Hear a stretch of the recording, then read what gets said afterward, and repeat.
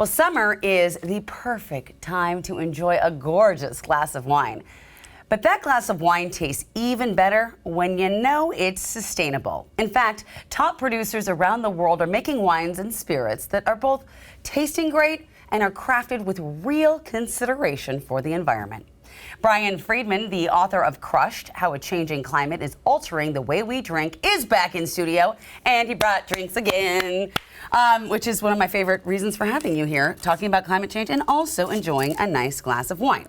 But right now, let's talk about your book. It is out in paperback, Yes. which is great. Yes. It really highlights how a changing climate affects our vineyards in both good and bad ways, right? Right. I mean, look, it's not an either-or sort of situation. Obviously, climate change is having really terrifying impacts on wine and spirit producers around the world. We can't pretend that it's not.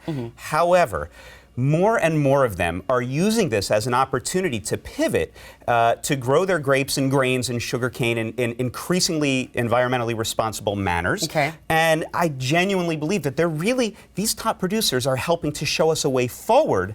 And, you know, by drinking these amazing liquids, we can really help them along. Right, and make a difference. And Yes. so being mindful about what you're buying seems like a really great way to take part in this movement. So you brought 3 of your favorite drinks, all produced with climate in mind, and we're going to start with the champagne. Yeah, so look, and I want to thank you actually, because I'm out here from the East Coast. I'm co-hosting an event tonight with Jen Steele, who runs the SEI office here in Seattle. We're focusing on champagne, so I'm ending my day with great bubbles.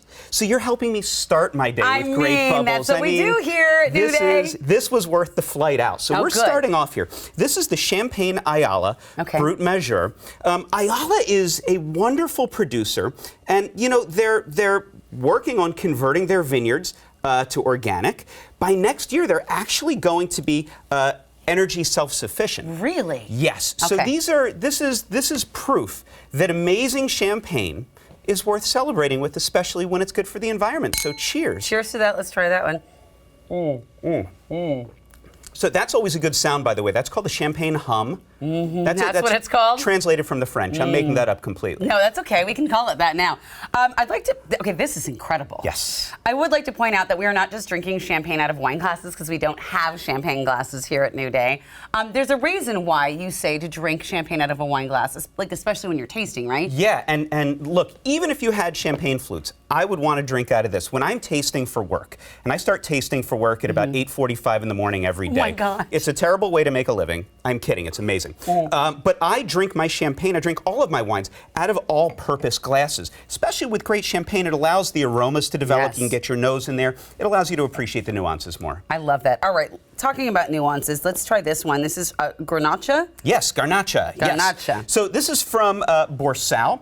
This is called Tres Picos. So look, Borsal rather, they are the most important grower and producer of Garnacha in the Campo de Borja region in northern Spain. I mean, we're talking about 250 acres of certified organic vines, right? So they are, because of that size, right? Yeah. They have a real responsibility. And they have this passionate focus on managing their environmental impact. They're working with like water reclamation. They have solar panels adjacent to the winery. There's you know, wind farms.